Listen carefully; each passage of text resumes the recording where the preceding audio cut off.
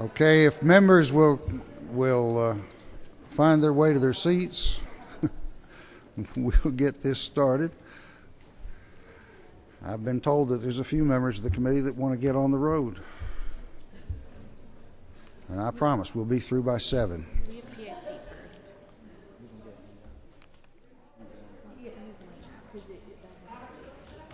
Do what? Kelly Henson from PSC is first. Right. First up on our agenda today, first person up on the agenda, and this is the Appropriations Subcommittee for Education. We're going to hear from Dr. Henson, who has been to the doctor, swears he's not infectious.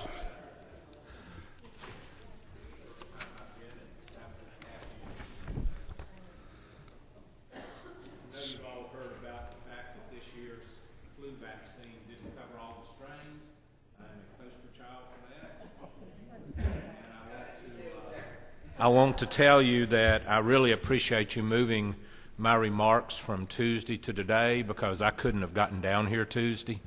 So thank you very much for that accommodation. There was a motion to just cancel your part, but we held out for you. We're doing some exciting work at PSC, but I'm going to limit my comments today to the powerful changes that we are putting in place and those that relate to the governor's budget recommendations. You will find the Professional Standards Commission on page 9 of your tracking document.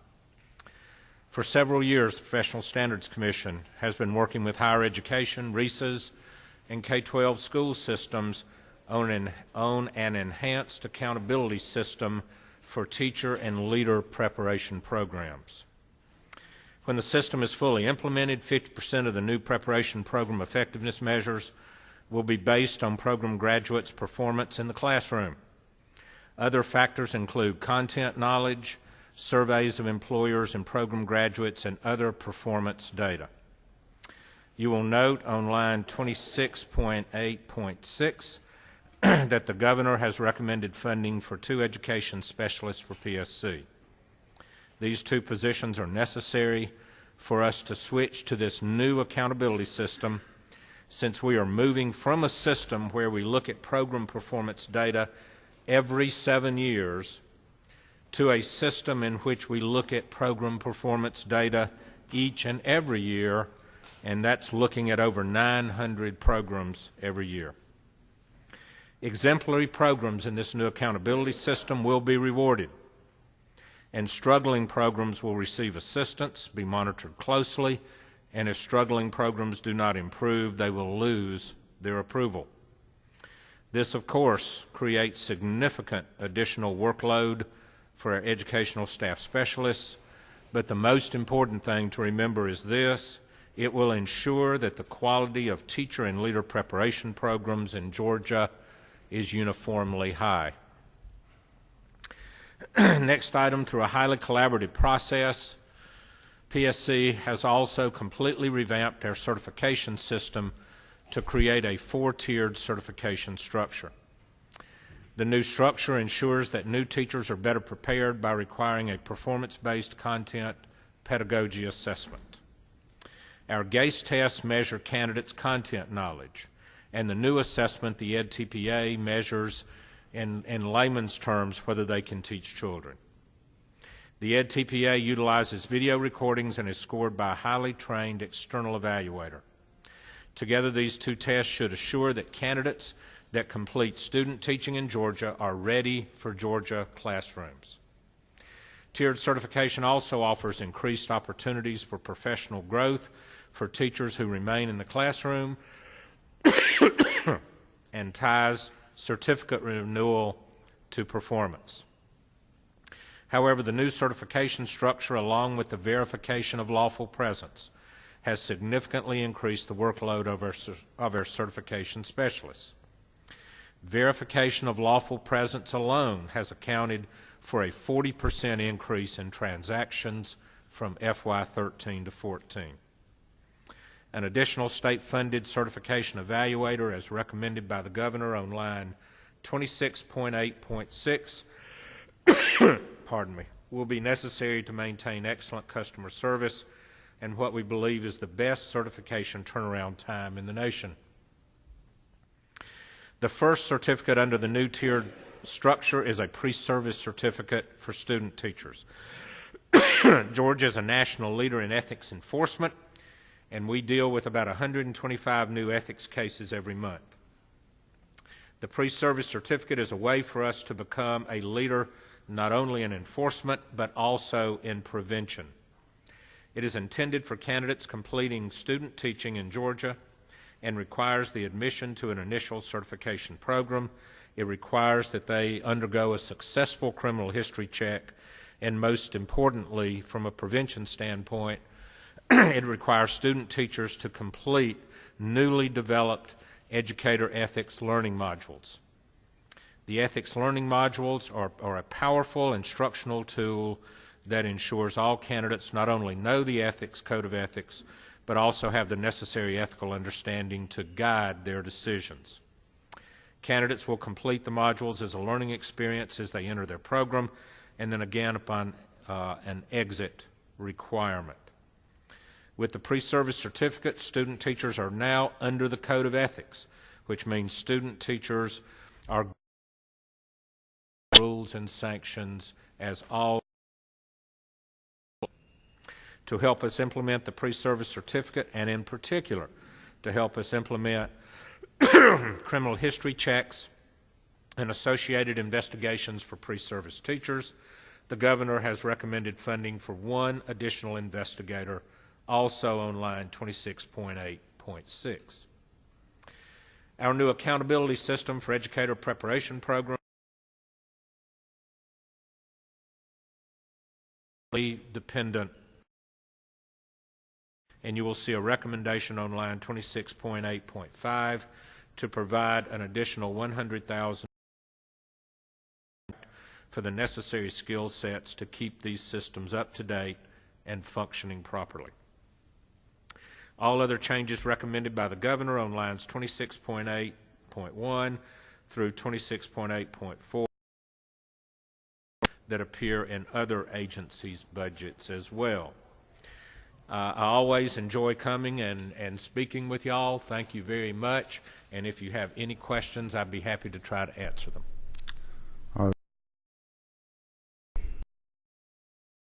And I apologize for the coughing and wheezing. I'm sorry. The ethics online? Yes. Is that how that's going to be? And I'd love to show them to you sometime. Very professionally developed, and they present real life scenarios for teachers and leaders that they deal with every day, whether it be failure to report, confidentiality, testing and assessment, et cetera, to be prevention as we are in enforcement. We're the best state in this nation when it comes to ethics enforcement. There's no question about that. But the difficulty there, folks, is when our commission issues a sanction, as necessary as that sanction is, the damage is already done. It's done to an educator, it's done to a school or district's reputation, and to a child.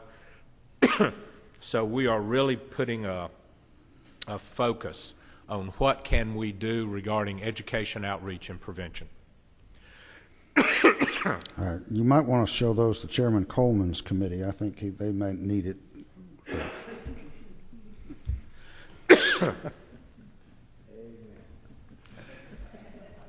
Anybody else with a question? Again, thank you very much for accommodating me today. I appreciate it. Yes, we appreciate you being here. Thank you. Oh, I thought you were saying something about the modules. You gotta go home. Get some rest. Okay. Office of Student Achievement.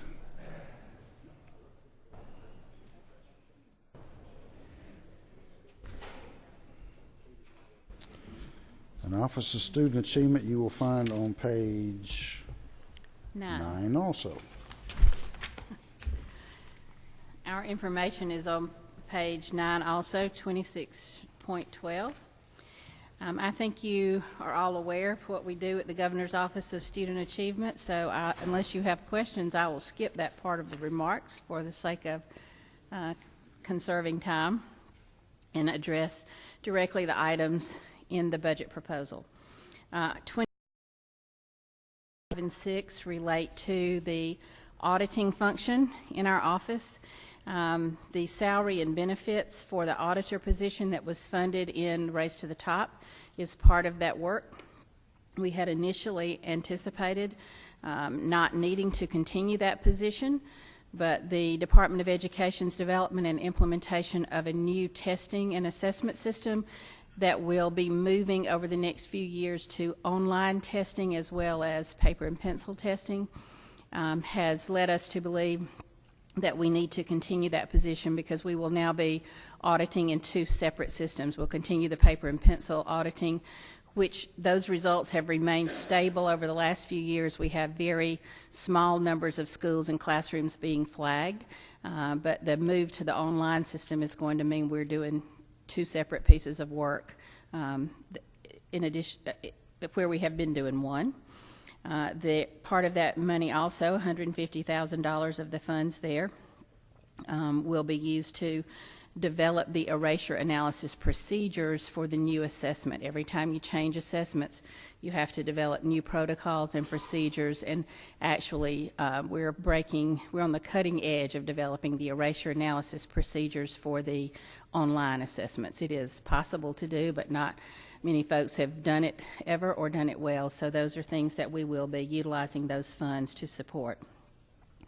26.12.7, the funds for Georgia Awards will be used to support the 20% of the salaries and benefits for those 5 staff members that were funded by Race to the Top in FY15. We had funds to pay those salaries through September 15th during the fiscal year 15, and so these funds will cover that portion of those salaries that were paid by Race to the Top, salaries and benefits. Item number 26.12.8 will be funds for the Innovation Fund, and these funds will actually allow us to expand the focus on the Governor's priority to build out STEM capabilities in the state, specifically thinking about the development of computer science and other fields in that area. One of the things that we plan to do, if these funds are appropriated, is to work with some of the counties in South Georgia specifically that are having difficulties attracting and retaining and developing their STEM teachers, and we want to provide them with some very targeted grant opportunities to be able to do that with those additional funds. The funds for 15 were awarded in the priorities of applied learning, STEM, and teacher and leader development. We awarded 10 planning grants to applicants that were $10,000 each to allow them to develop a proposal that they would then begin to implement. No promise of future funds from us, just to give them some opportunity to study and develop their plans in those priority areas. We awarded 3 implementation grants for $1.2 million approximately each for grantees to develop in those fields, and 5 scaling grants for successful grant programs already in place that will be scaled out either into other systems or expanded within the existing system where that program was in place. And I can answer more detailed questions about that if you all have specific questions you'd like to ask. Would you, I talked with you earlier, there is in the code a requirement for some sort of report to the General Assembly on, which I assume will go into more detail than that. Oh yes, sir. I have all kinds of detail. I just didn't think you wanted to hear all of that here. No, but well, we can provide you with detailed information about the results from the Race to the Top funds that were awarded in innovation grants. We will be doing the final evaluation on those at the end of this fiscal year and coming out with that, but we will also be able to provide you with all the information you want about the awards made in the FY15 with the $5 million, as well as the progress of that work to date. So we can provide it in writing, or I'll be glad to come and present to committee however you would like to do that. Well, I would assume that at some point you're required to send it over in writing, so We can do that. depending on Absolutely. when that timing takes place, that would be fine. But Okay. Chairman Coleman, you had a question? Thank you, Mr. Chairman.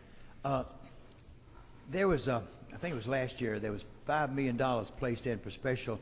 Where is that? Is that, you know, that was, and how's that being used? Those are the funds I was talking about when That's I what I thought. said we were doing the 10 planning grants, the. That's where you're using it, for the three, planning grants. exactly. Is there any, Not just for planning grants. The 10 planning grants, the 3 implementation grants, and then the 5 scaling grants. is there any way of replenishing that money? Are we replenishing it, or? We are in the process, and have been in the process for quite some time now, of establishing the 501c3 fund.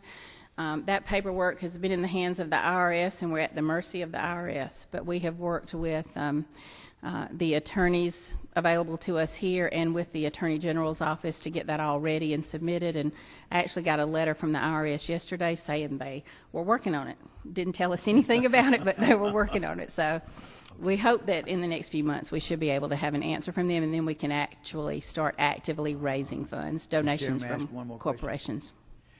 Another thing, when you met with us earlier in the session, you talked about the Governor's Honors Program, which I was really impressed.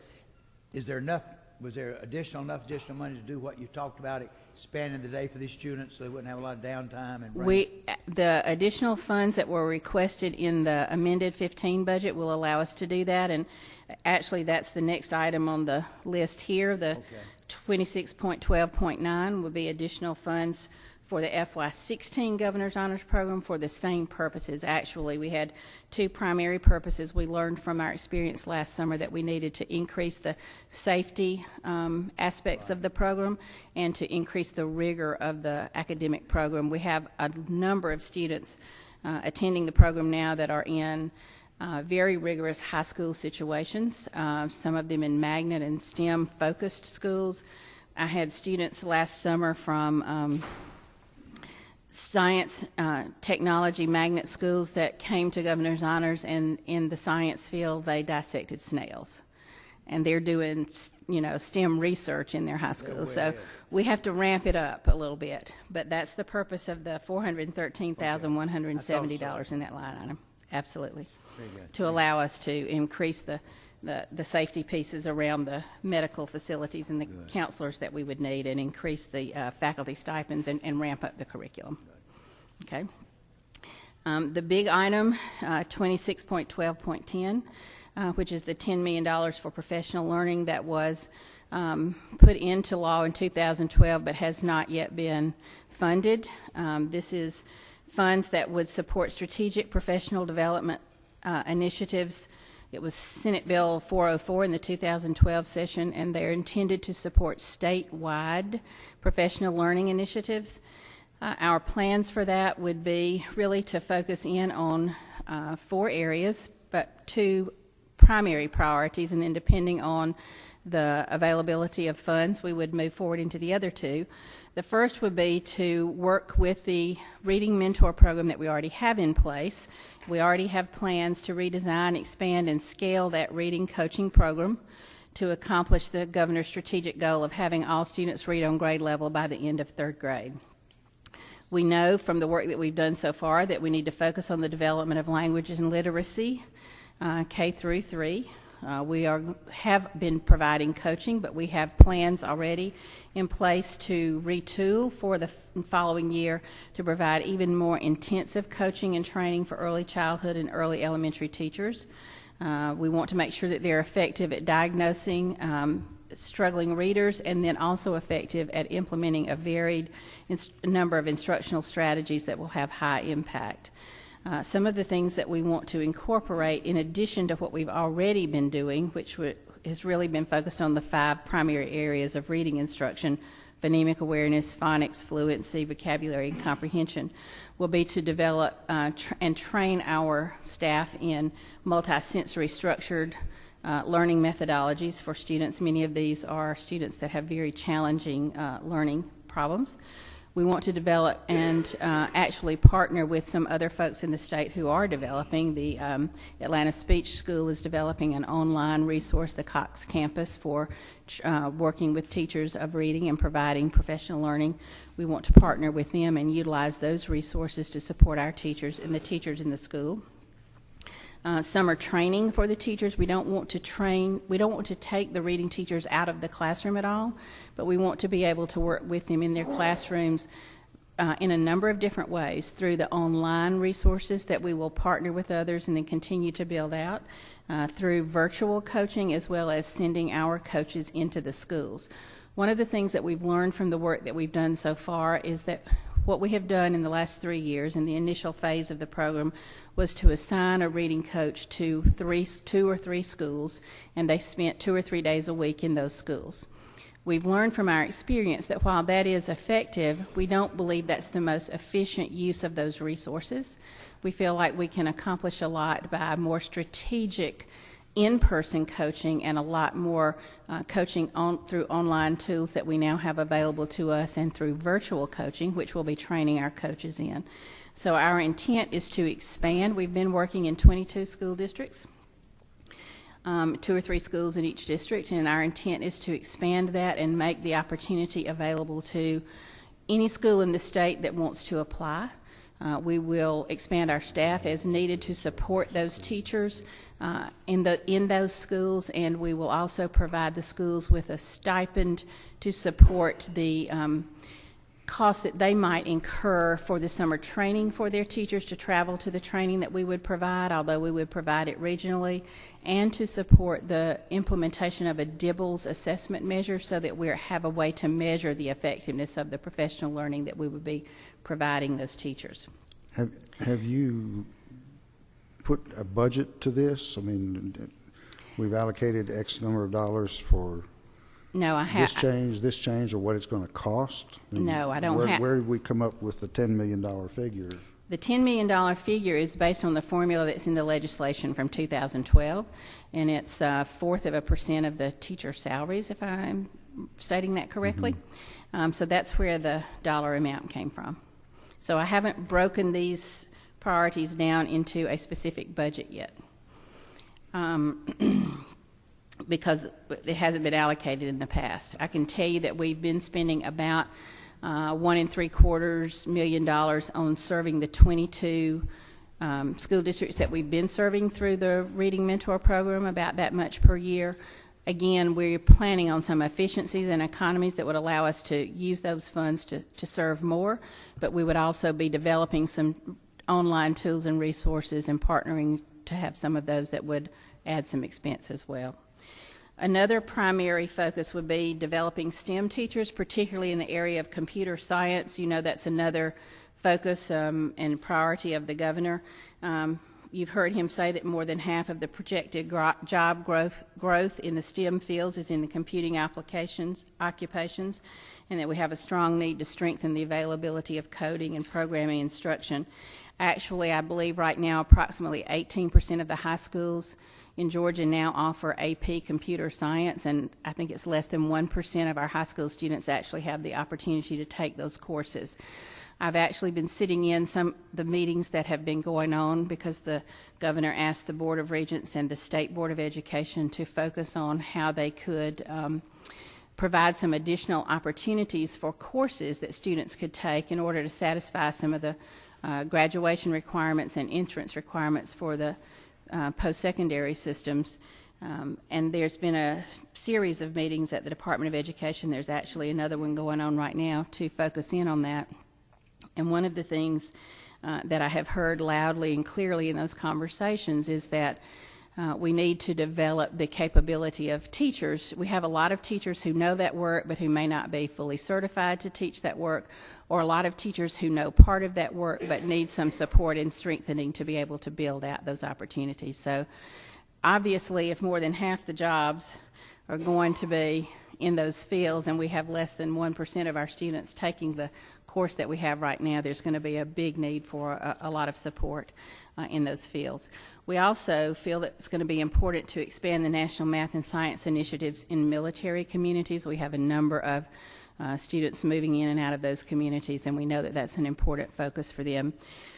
In fact, recently, in support of the conversations around the improvement of the Governor's Honors Program, I went to Augusta and met with a number of members of the faculty of the Georgia Regents University and Fort Gordon staff from their cyber science initiative there. And one of the things that they emphasized over and over again is their need to recruit and develop any candidates in the computer science fields, not only for Georgia Regents and those related health science and other technological fields, but also in the military, with a specific focus on recruiting and developing female and minority candidates in those fields. So they were very concerned about that. We know that's a very big need. We'll be able to leverage some things. I mean, there's some training available in the Georgia Virtual School already, but we need to develop additional resources and avenues and provide additional support for teachers in that area. Another field that we know we need to use these funds to support is mathematics, particularly K-8.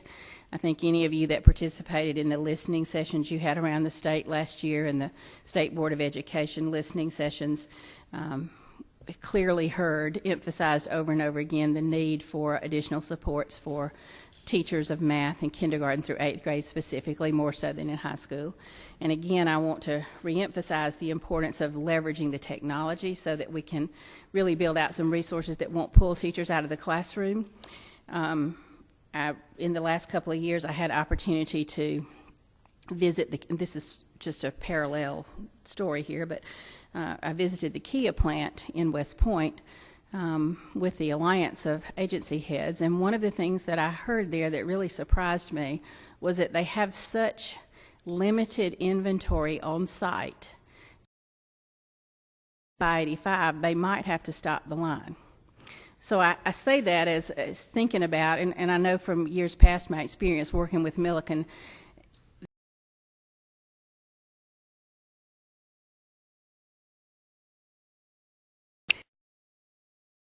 a lot of time and energy training our teachers in things we thought they were going to need to know, and taking them out and having them in workshops and putting them, in all-day sessions or training them in something in the summer that then they didn't use and didn't implement. So I think our focus in leveraging the technology tools that we have and in utilizing these funds should be in building tools that will allow our teachers to access resources and supports, training for them that will be just-in-time resources. So if they have a student that has a challenge, they have a lesson that they need support in leveraging, they have those tools available to them when they're needed, anytime they're needed, and they have a lot of flexibility in accessing that.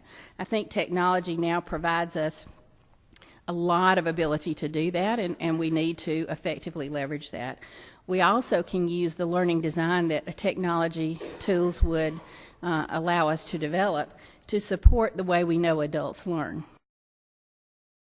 Learn best when we can practice, get feedback, and support, and we learn best when it can be interactive. That's how adults like to learn. We don't like to sit and get, and that's been what we've done for a long time. So the examples that I think we should focus in on would be systems, e-coaching and mentoring, online where teachers can work with peers, and online courses and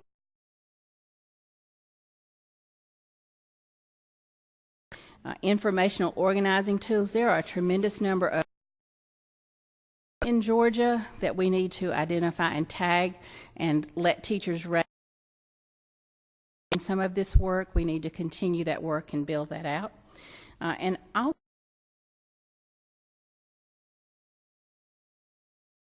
to do is look at the utilization of some games and simulations to again get at the effective adult learning, especially some of our younger teachers would really access and utilize. So I'll stop there and see what questions you have. I'll be glad to try to answer any. Questions? No? You may be off the hook. Have you got something on anything else?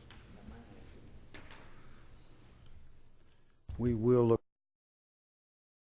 on the grants and and on the breakdown on the professional development. Absolutely. Thank you. Thank you.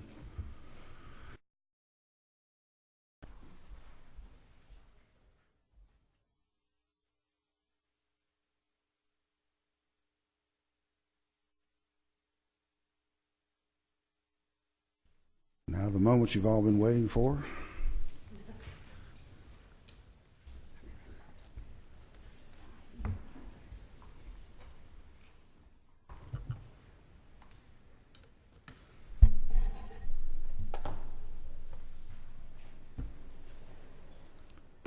Department of Education.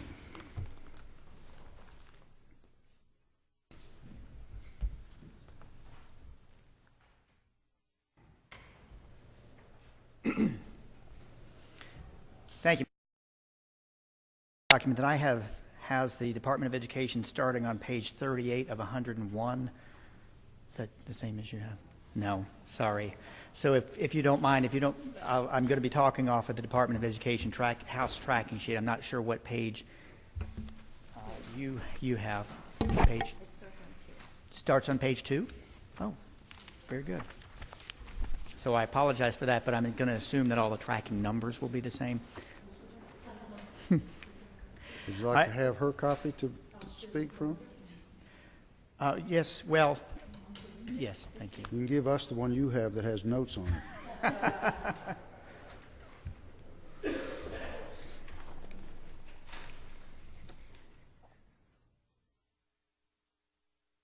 As tempting as that was, you notice I didn't take the bait. Yes, thank you. As you probably are aware, there are a number of changes that are statewide, and you'll see them reflected on the tracking sheet with that S in a bracket. So I won't address any of those changes until we get to QBE, where there is actually a teacher retirement adjustment, which is significant. And I'll just go to the programs where we see changes outside of those that are typical, I understand, in all the programs for ERS, TRS, recruitment and retention, Georgia TeamWorks, and Department of Administrative Services self-insurance. So on 23.8.3, you will see that there is a reduction in the funding for the GNETS program, and this is only a reflection of a change in the FTEs, or the number of students in that program. On 23.8.4, there is an increase the governor is recommending of $128,000. That is for a position that would be a state-funded position for statewide coordination of the GNETs. This is a position that is considered very important by the state board as well, in that there are a lot of concerns about GNETs, and there are some transition activities going on currently that relate to how we support GNET students as they go back to the schools. So, for example, we talked about the reduction in students. Those students, actually, many of them are going back to the schools, and so the Office of Planning and Budget is working right now on a project to make sure that as the students are remaining in the schools more often, that there's a network of support that is available beyond just the actual physical GNETS locations. And so that is really what the program manager position is about. That'll be housed at DOE. Well, it would report to the DOE. I'm not sure what the location would be. I would imagine it would be at the department.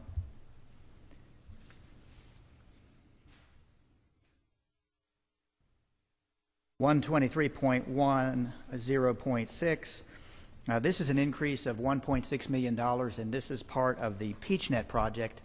This is the state share of the additional cost to increase the bandwidth speed from 3 meg to 100 meg. Again, this is related to, I'm sorry, are you able to find it? This is related to the MOU that we have with Regents, and we understand the cost basis is based upon RFPs that Regents has done in order to accomplish the build-out and the network. So this is the backbone. This is actually a very exciting ad. I will mention once again and remind everyone that the state only pays about a fourth of the cost. So the federal government through E-rate is actually going to be putting in about 3 times this amount. It won't show up in the K-12 budget, but they are heavily subsidizing this as well. So it's extremely exciting. It's going to allow us to go to 100 meg per school. The intended rollout is starting July 1st for all schools to be able to have 100 meg. all throughout the state. 23.11.3, which is non-QBE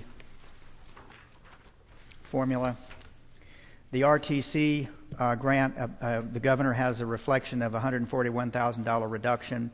That is intended to be an adjustment per the FTE or student count. I will point out that there's some discussion with the budget offices as to whether that's the actual final number.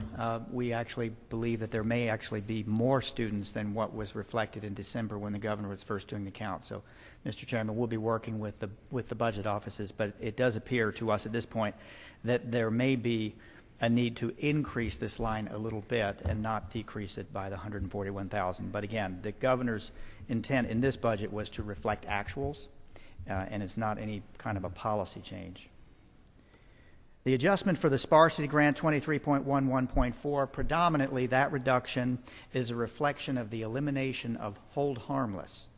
And just as a reminder, when we changed sparsity, there were some legacy systems who had been receiving sparsity under an older calculation. The department changed the calculation so that we could update it and look at it every 5 years. When we changed the calculation, it affected the recipients, the legacy recipients, if you will. So as we often do, when there's a change to the formula, there was an agreed upon 1 year hold harmless. And so the base coming into 16 included hold harmless amounts which were not intended to be funded in 16. So what the governor is reflecting predominantly in this reduction is the elimination of the hold harmless, and that simply means that all of the legacy recipients of sparsity will receive the normal formula amount that all of the other recipients, the new recipients, will receive. So this will put everybody on an equal basis.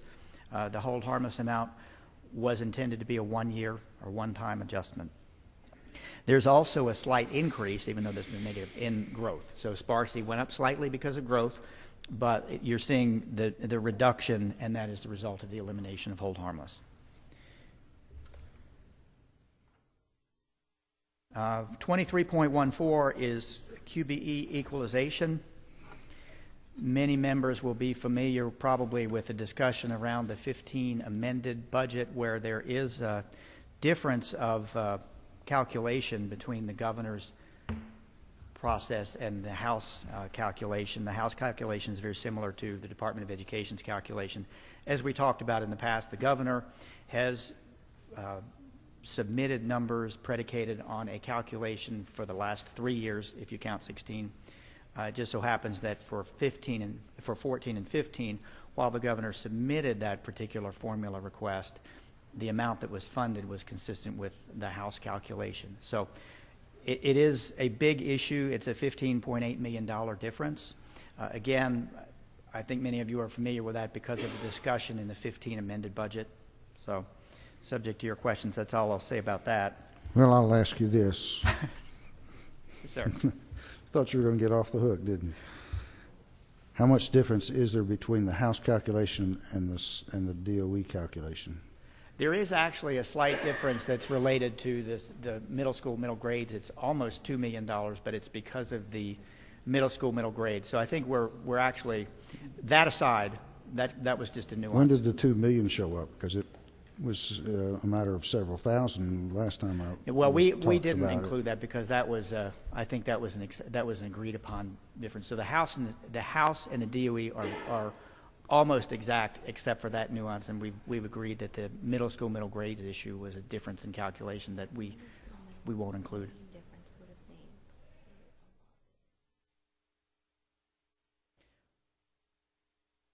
Who's included the middle school difference, DOE or us? It was a change. I think the House had looked differently at the middle school, middle grade, and it was a change. The General Assembly changed the QBE formula. The middle school grades was eliminated, Right. and all of the formulas that had been utilizing middle school grades needed to be adjusted. All the formulas were adjusted. I think that some of the House calculations didn't adjust all of them. Again, that's a nuance. As it relates to the actual calculation, the difference between the House position and the way the DOE calculated, there's almost no dollar difference. And of course, the governor's difference relates to, and this is, I think, what what the Office of Planning Budget was pointing out, it's really odd that we have about 39 students who are causing a $15 million difference.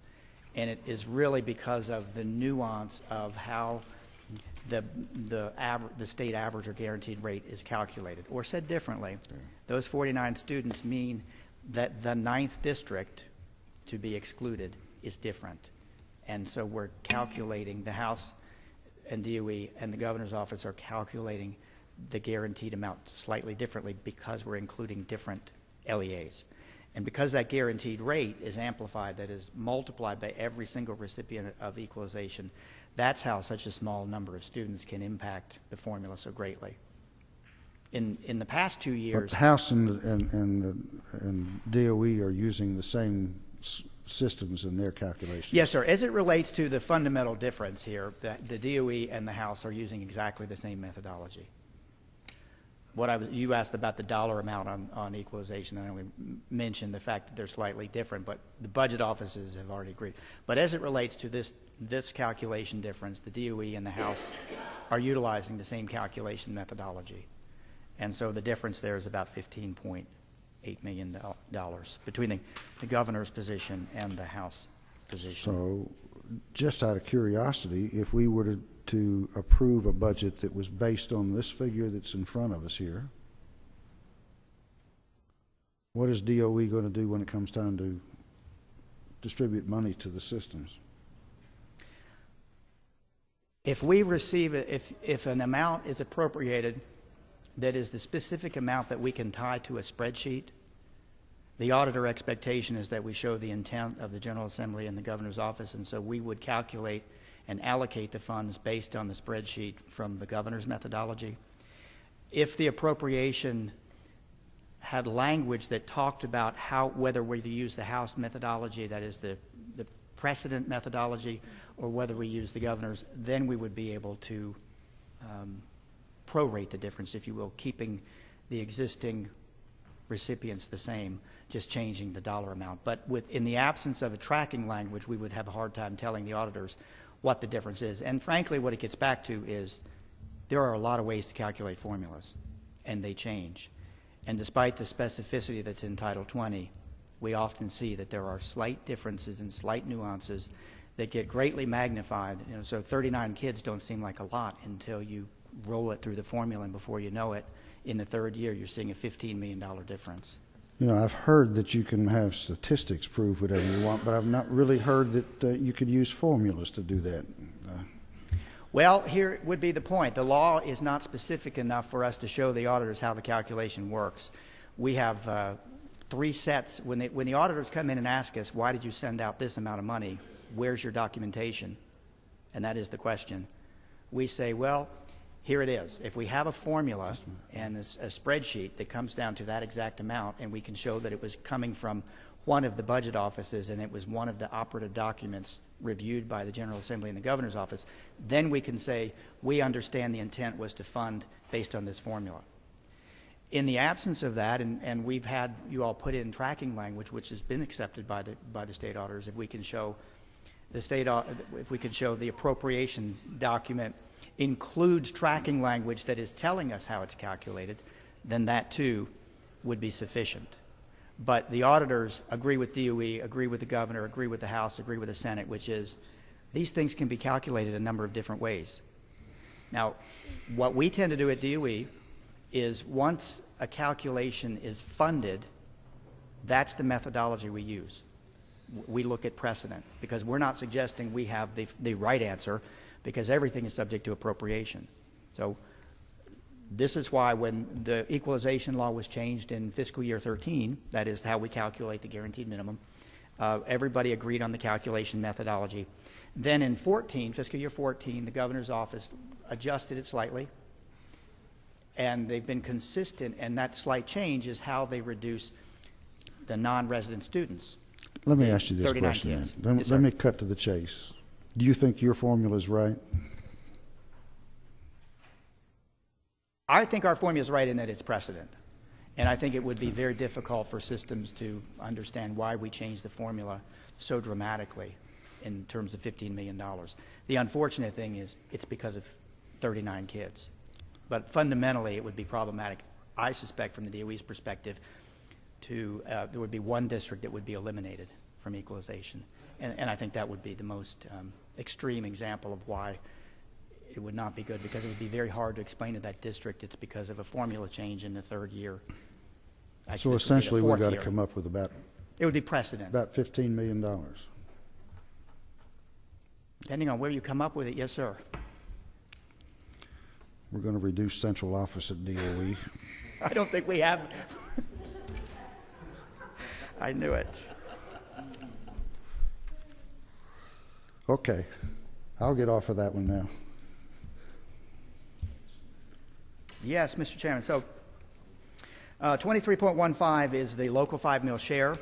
I just want to point out and remind members that that is actually, I guess you'd call it contra revenue. That is to say, the reason the state is putting more money in is because the local tax digests for the school districts went down in fiscal year 14 versus fiscal year 13. I only pointed out again that we're putting money in because the local tax digests went down. So that's local fair share is normally a reduction to what the state pays in QBE, but in this case, because the tax digests locally went down, the amount that we're having to put in, the amount that we're allowed, or that we do subtract from QBE, has gone down by that amount, $9.5 million. Now to the good news, we believe, which is the QBE program. As we said earlier, this is a very welcome addition. The governor's recommendation in the QBE program, which is 23.16, is over $500 million of additional funding. And roughly speaking, that's the growth, which we'll see on the next page, of $152 million. And that's a TRS change, and I should mention that, is 23.16.1.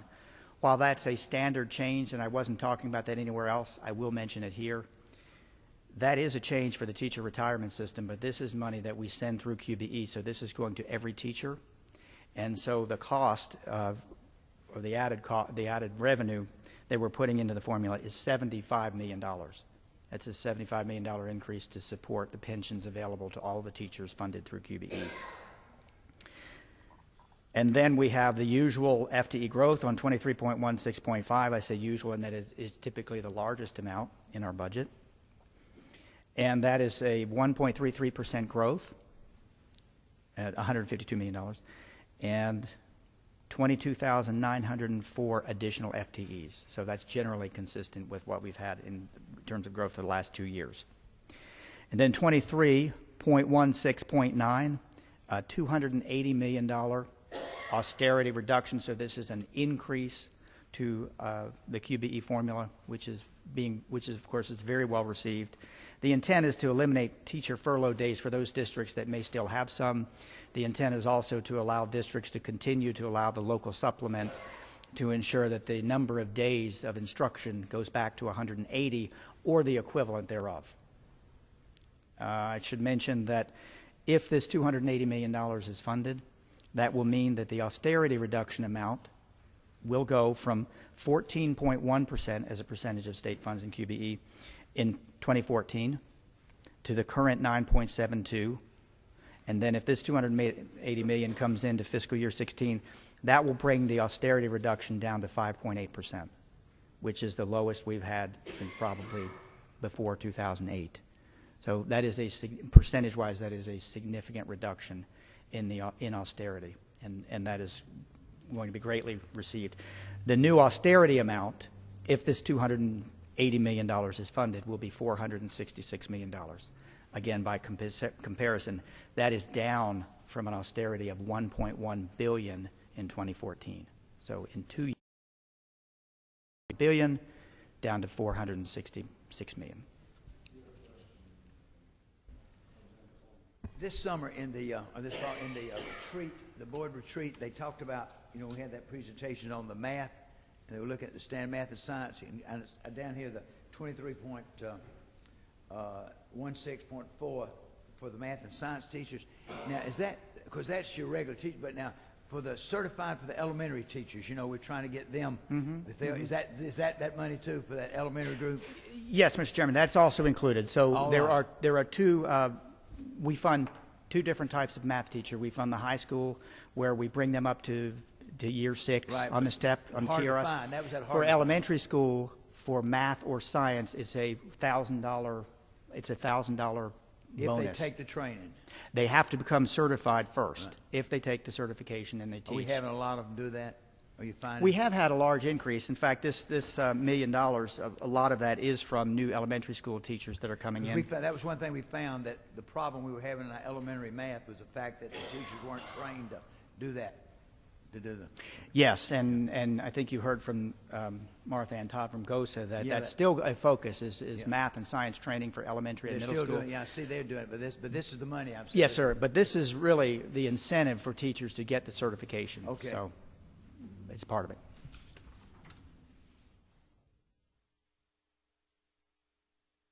If I may continue, Mr. Chairman, may. school improvement 23.18.6. There's a $2.4 million increase. Now, again, Chairman Coleman, you mentioned the board retreat, and you may remember the discussion we had about teaks and leaks and the rollout and the necessity for a certain number of in the school improvement group. We currently have 45 people working in this department, in this area. The state board had requested of the governor's office about 21 additional positions here in the school improvement group, and that is what is reflective here. So this, as you may remember, is what we had talked about with those positions, and this is to ensure that we support the teacher, support the school districts as they roll out the teacher evaluation principles with the leader evaluation model. 23.18.7 is an increase the governor is requesting for Teach for America. That would bring, we currently have about $125,000 in that, so that would be about $475,000 for Teach for America. We did have Race to the Top funds that were going to Teach for America that were supplementing the state amount. So this is intended, I think, to continue to have a larger number of Teach for America teachers available for the students.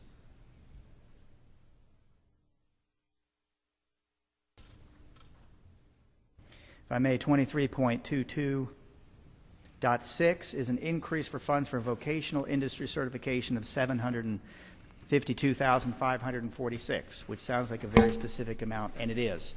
This is actually, many of you will recall, the Certiport contract, and Certiport is the test that is provided for technology training. And the intent here is to allow any student in Georgia, every high school in Georgia is allowed to take certification through Microsoft that is a viable industry recognized standard, and we put this in place starting this year, and this is a way of assuring that it continue to be funded. Just as a reminder, we have a lot of districts that have told us that while they're supporting career pathways, not all schools have a mechanism to provide career pathways to all of their students. So this was one of the commitments, both to IT, which is a strategic initiative, but also this was a way of the state being able to say, because it's actually one of the elements of the CCRPI, you have the ability to have your students reflect something positive in relation to their career pathway. So this is a way of every school in Georgia, one, being able to have their students in high school have certifications which could help lead to a better job, and secondly, will help all the schools to ensure that they have at least one very important pathway, and that is technology. Of course, this coupled with 100 meg bandwidth that will go down to every school starting in July 1st is, we think, a very significant improvement in supporting technology, which is probably the area of growth for what we hear from student desires and also for employers in terms of what they're looking for skill sets, and they want demonstrative skill sets. They don't want to say, Mr. Austinson, do you know how to do Microsoft Word? They would prefer to see a certification from Microsoft that's very official, and that's what this would provide. If I may move to, let's see, 23.23.6 in the testing area, there's a request for additional funds that will allow us to continue to have independent and third-party validation of the growth model. Now, the growth model, as many of you know, is a highly statistical-based model. It will become for many districts, particularly for Race to the Top, but as we roll out, it could become high stakes. That is, it will impact teacher evaluations, and eventually it could even impact teacher pay.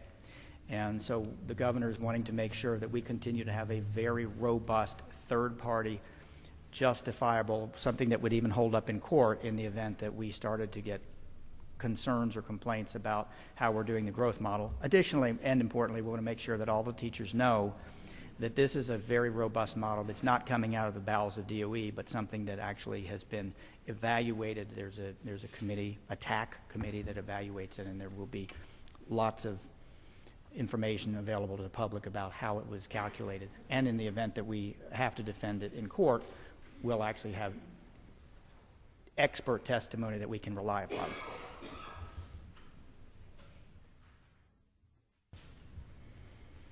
.23.7 is an increase that is based on the additional cost for the milestone test.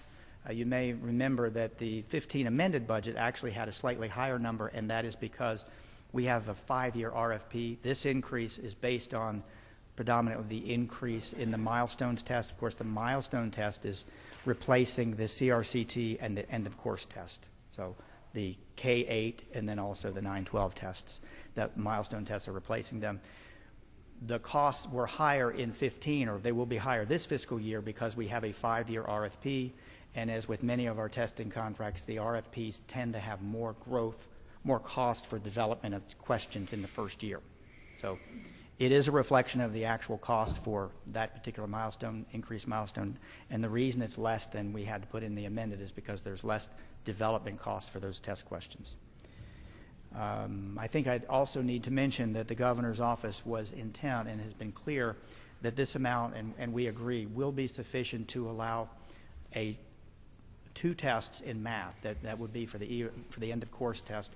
We want to be able to have, for those districts who want to choose, either discrete or integrated test options. Currently we have integrated. We have a number of systems that have said that they would like to be discrete. So while they will be the same standards in algebra and geometry for any student taking them, the path will be different. So there will be different, the 9th grade algebra will be different slightly than the 10th.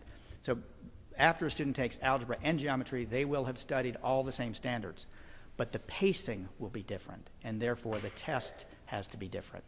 So it's not a terribly expensive change, but it is enough of a change that we have to have a different test administration with different standards and security, et cetera.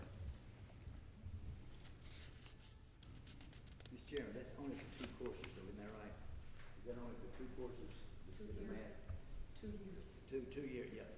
Yes, the governor's intent is to allow the discrete or integrated models, and that would impact 9th or 10th grade. End of course tests, to be specific. Yes, sir. There's no end of course test for the for Algebra 2, which would be the 3rd year math. So that wouldn't be impacted by this cost. Okay. And the last comment is there are 2 positions. Again, this is very similar to Chairman Coleman will remember what we talked about in the state board meeting, and he referenced that, and that was the October board retreat. In addition to the positions that you saw in school improvement, there are 2 key positions in testing and accountability.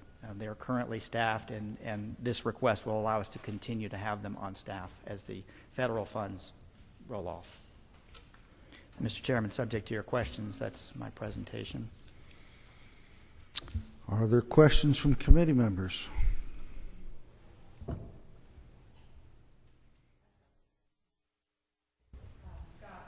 23.19 on page 5, the Charter School Commission, the $2 million, is that the operation of the commission? Does any of that go to the school, or is that just the commission?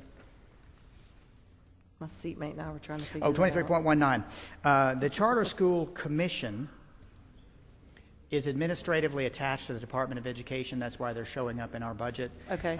This number, my understanding is this number is intended to reflect about a 2% charge. The law, I think, allows them to operate on up to a 3% charge being what they charge the commission district. So this commission is specifically intended to support the commission charters. Right. So those are administrative costs? Yes, ma'am, they are. That's Again, statutorily, it could be 3%, and I understand that this is consistent with a 2% request. Okay, thanks. Any other questions? Did I? I can do it again.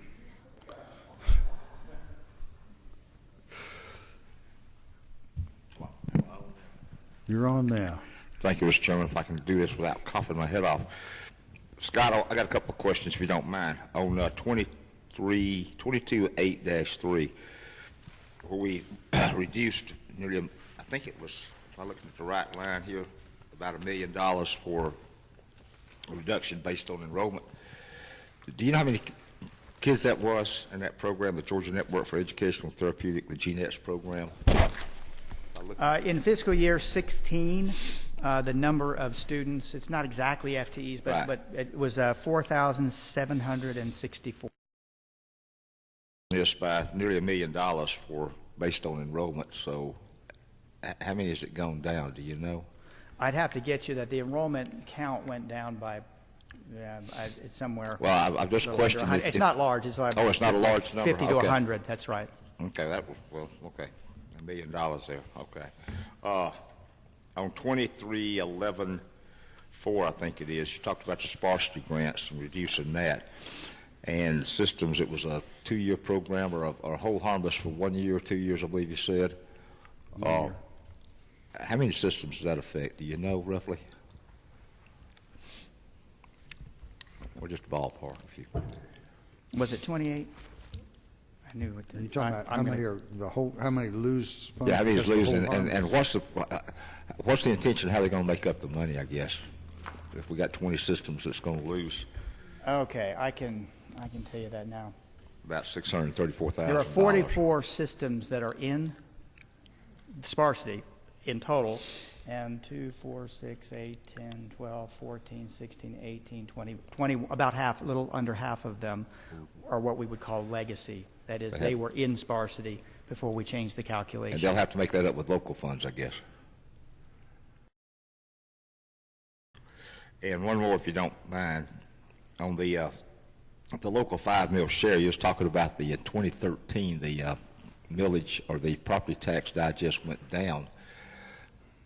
I guess my question is why we got such a lag. We're looking at 2016 budget. Why are we basing it on 2013 property tax digest? Well, equalization and local fair share are both based on the tax digest from 2 fiscal years ago, actually Okay. calendar year 13. Talked about that, yes, sir. We get the tax digest from the $8 in November. And For it's the November, current year, for for November you'll be getting- 14. So we use a digest that's 2 fiscal years behind and 3 calendar years. But there's no way we could get that. I mean, we should be getting that sooner. They have to file it with the Revenue Department like in September or November, don't they? Well, yes, sir. Isn't There was a time lag because of getting there was a hearing on that, and equalizing it. Sorry. The calculations aren't based on the digest as the local county levies taxes. It's an equalized digest, so that if your digest is, instead of being done at 40%, if you're coming in at 38% or 41%, it's equalizing it back so it is equalized across the state. Everybody's fair share is in fact a fair share. And I'm sure it takes a little time to get that equalization factor. well, down. it does. And again, this is really coming from Department of Audits, which has a digest. They equalize the digest, and Department of Revenue, where they're having to get information from the local districts. And I do remember a meeting, I think it was a Senate hearing, that talked about this. And it is just from being part of that hearing and listening to it, it does sound pretty complicated in terms of all of the steps that have to take place in order for Department of Revenue to receive the information and then for the digest to be equalized. And that equalization is where the auditors look to make sure that essentially that it's a fair reflection of the value. So if a school district is undervaluing their property, there could be an adjustment based on the auditor's perspective, which says You might think your property is worth that much, but we actually think, looking at recent market value sales, that it's worth this much. And so what we get from the Department of Audits and used for purposes of local fair share and equalization is that equalized digest. After they've gone through it, okay. So in many cases, it actually takes more than 5 mills to pay your local fair share.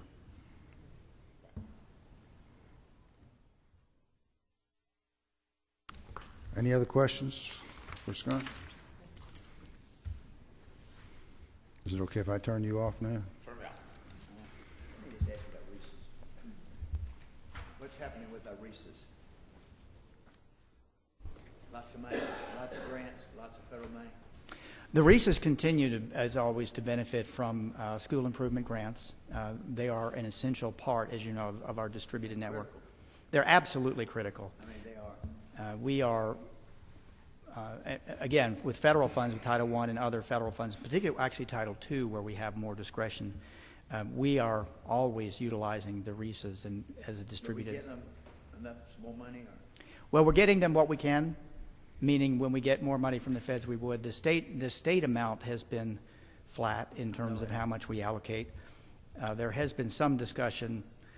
And I think it's a pretty good number. There was some discussion. We have increased the amount for the, and I'm talking state dollars for the REISs for PBIS, which was positive behavioral intervention strategies. The original request of $560 million, this was back years, was intended for 5 staff members at the DOE, and the decision was to put that amount of money out through the REISs. And the problem is that the REISs have ended up with a partial staff member. And so what I'm usually hearing is that that tends to be the most problematic. Where we are paying for a math mentor, for example, we're able to pay for a full-time position. And where we're paying for IT, we're able to pay for a full-time position. So we are very lucky to be able to do that.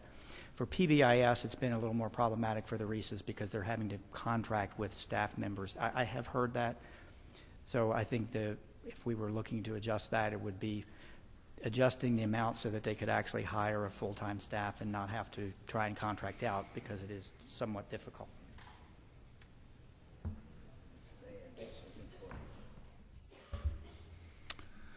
Thank you, Scott. And we have signed up several folks to speak.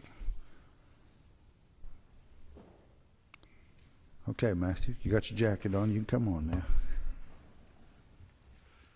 Matthew Gamble with the Georgia School Counselors Association.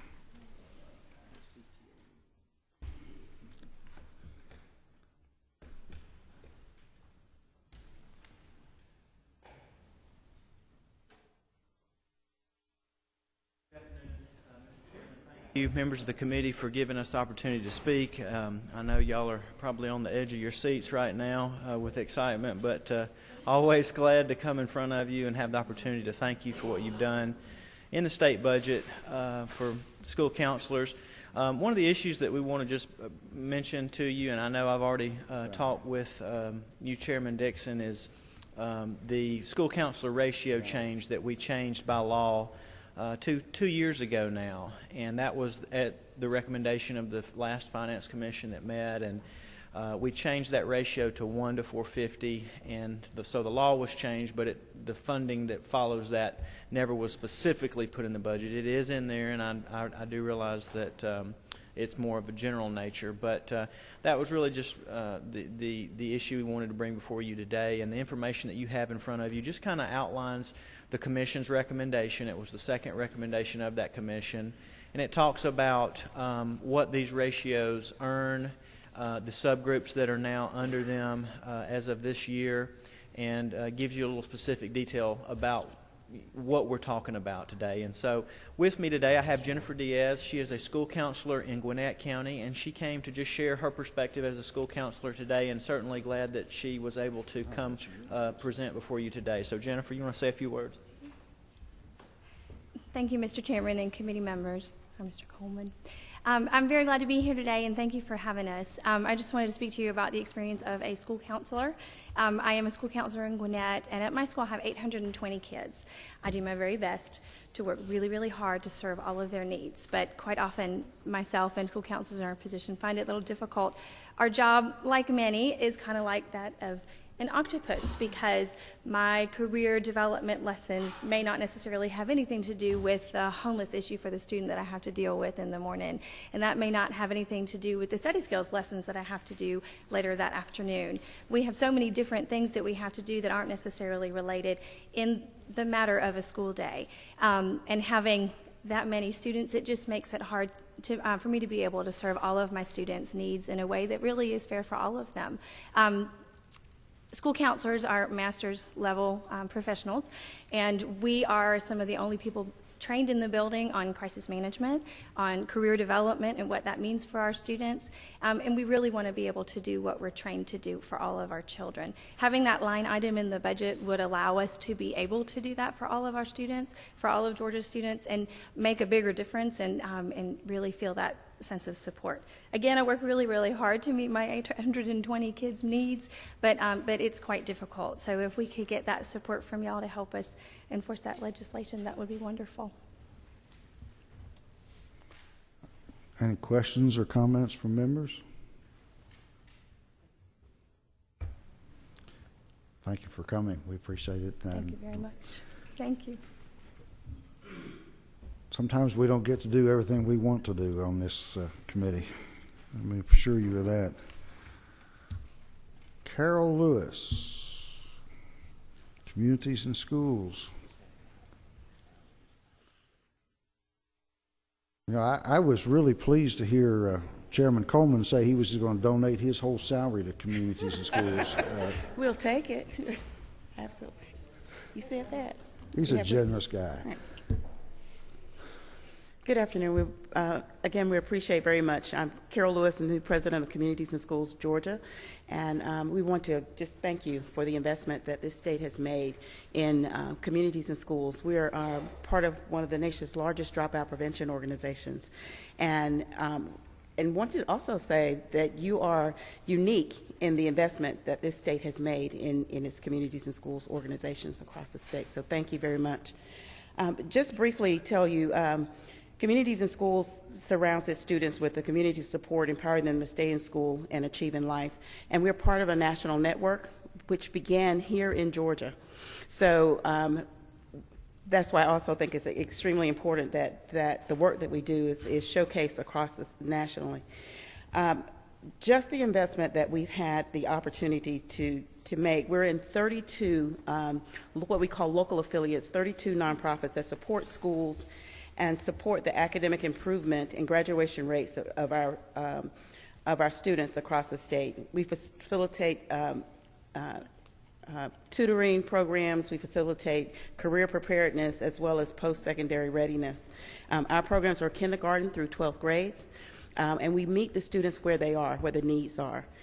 We also manage a program called Performance Learning Center, which is a more intensive program, but we also operate from a place with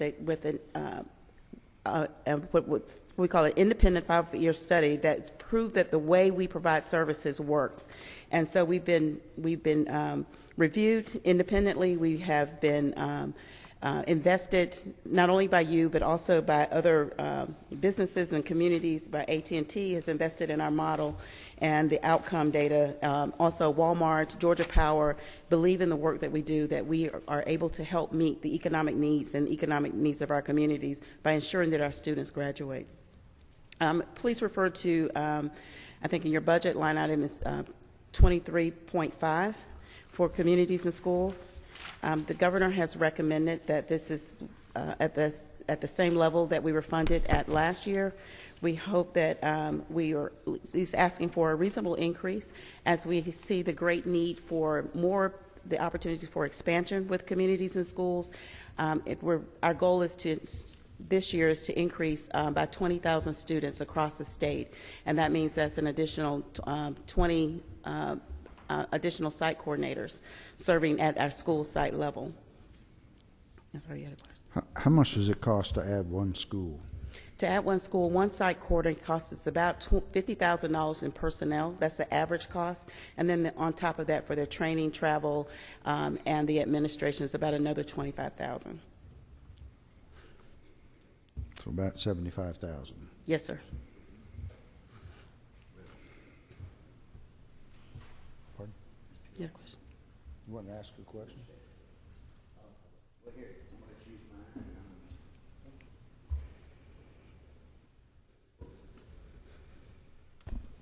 My question is, and this is just for educational purposes. Yes, sir. What is the difference between Communities in Schools Georgia, Communities in School Atlanta, with the funding that the state is providing to Communities in School Georgia? And then my understanding is that, for example, Clayton County to bring Communities in School in Atlanta, that it will cost somewhere in the neighborhood of $100,000 per school. Correct. In the district. Can you help me understand that a little bit? Yes, sir. Communities in Schools Georgia is the if you look at it as like a parent organization, or we're the wholesale side, and then the local affiliates. When I talk about 32 local affiliates, those are the ones who serve students directly. Our responsibility at the state level is to provide the training for the site coordinators to begin to develop a new program if you're going into a new community. And we have 6 of those right now. They're asking for Communities in School services. So our job at the state level is to be able to go in and develop a program in that district. Follow up, Mr. Chairman? Yes. So with those affiliates in those districts, and you being the parent organization, is there no residuals coming from them up to the state level? Well, currently the way it works is that we go out and find resources and opportunities and pass those through to the local levels. They still do fundraising at the local level. For every dollar that you invest, those local affiliates and the state office are finding $15 additional. So they're matching the monies that are invested from the state. Just as I said, AT&T has invested over $500,000 to ensure that site coordinators are provided at the local school site level and sustainable. Same thing with Georgia Power.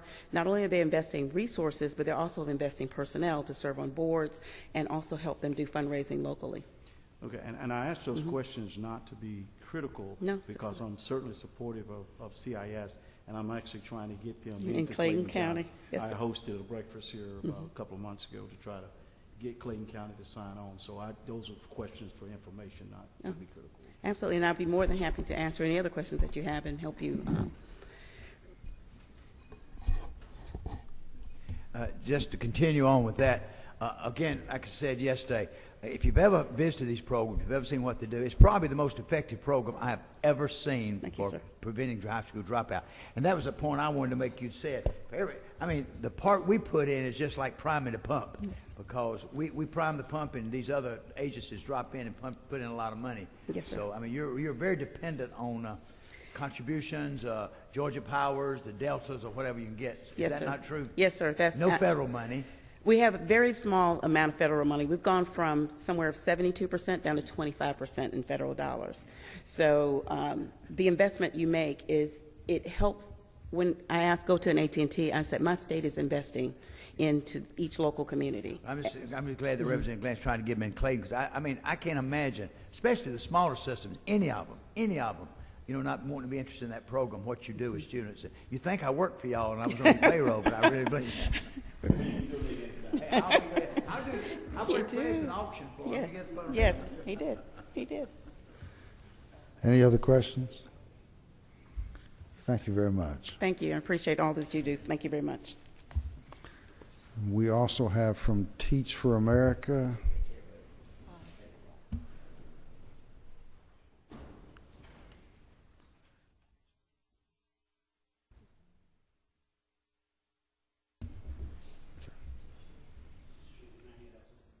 You certainly may. Good afternoon, everyone. My name is Oshawa Helton. I'm the Vice President of External Affairs for Teach for America Metro Atlanta. We just wanted to thank the committee for consideration and share a little bit about where we are organizationally. As you know, Teach for America is the teacher and leader development program that recruits new college graduates as well as promising professionals to contribute to access to equitable and excellent education for under-resourced children, beginning as classroom teachers in low-income urban and rural schools across the country. Since 2000, over 3,000 Teach for America Metro Atlanta Corps members have taught close to 200,000 students across pre-K through 12th grades. In addition, we have over 1,100 alumni of the program who live and work in the region and support educational equity inside and outside of the classroom. This year, we have 218 Metro Atlanta Corps members who are teaching in 95 schools and affecting the lives of close to 14,000 students in hard-to-staff subject areas like math, science, and special education. In your packets, you'll see a spotlight on Clayton County and the work we're doing there in one of our region's most high-need districts. I wanted to sort of highlight that in addition to that direct service impact, with our alumni, 800 are still in education and 400 are actually still classroom teachers across Metro Atlanta. We also have 21 alumni who are school leaders as principals and assistant principals. We are requesting an increased appropriation this year to help replace some of the funds that we no longer have through Race to the Top. These funds will support our continued work in recruiting, selecting, training, placing, and providing professional development to our Corps members in the region. Our requested appropriation is similar to the support provided by sister states like Alabama and is smaller than states like North Carolina and South Carolina. North Carolina invests about $5 million annually, but this differential does support multiple Teach for America sites, which is a kind of direction we'd like to go in across the state of Georgia in coming years in response to student need as well as school and district demand.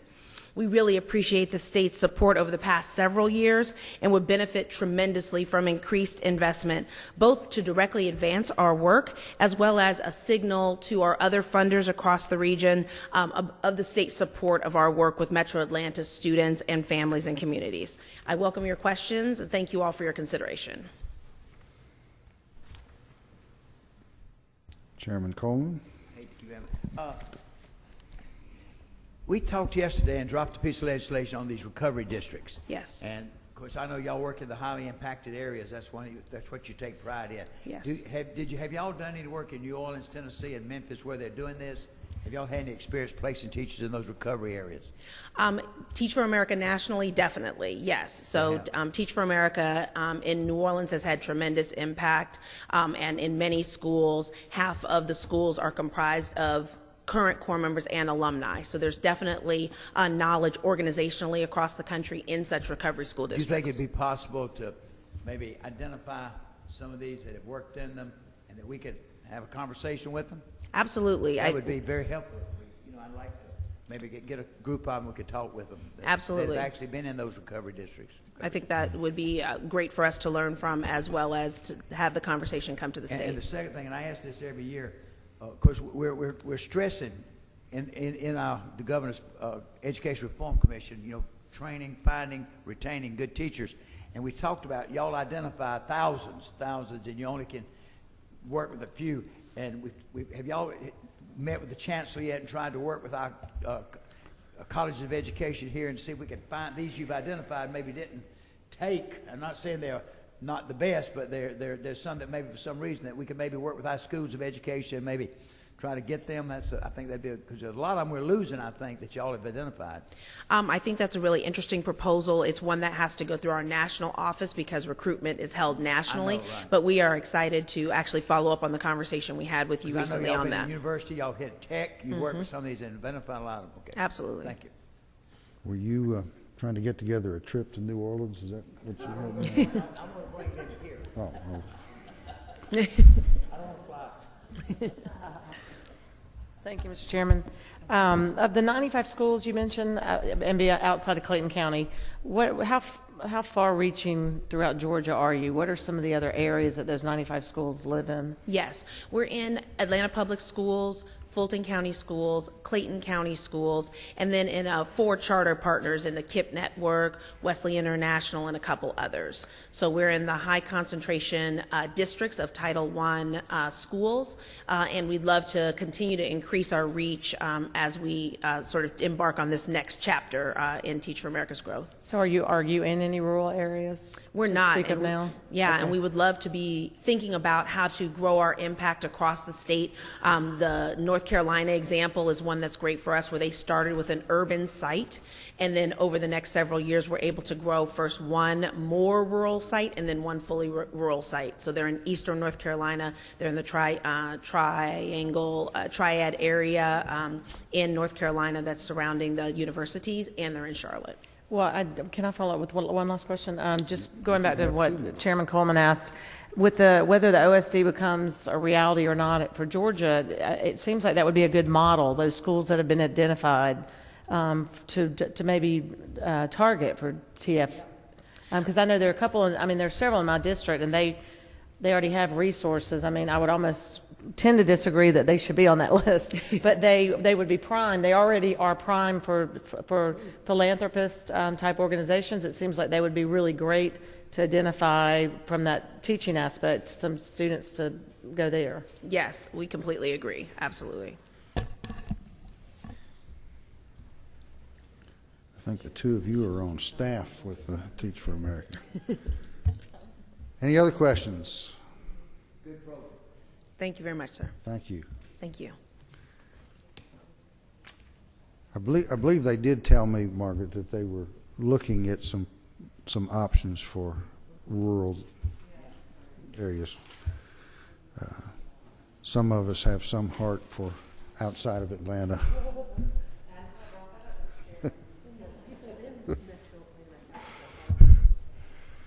Right.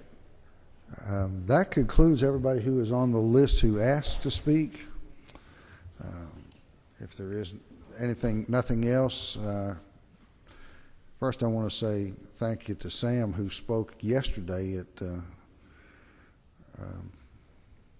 on the presentation, and thought he did an excellent job. It probably is based on the excellent education he got in Dalton City Schools, which I can't claim any credit for. That was not my system.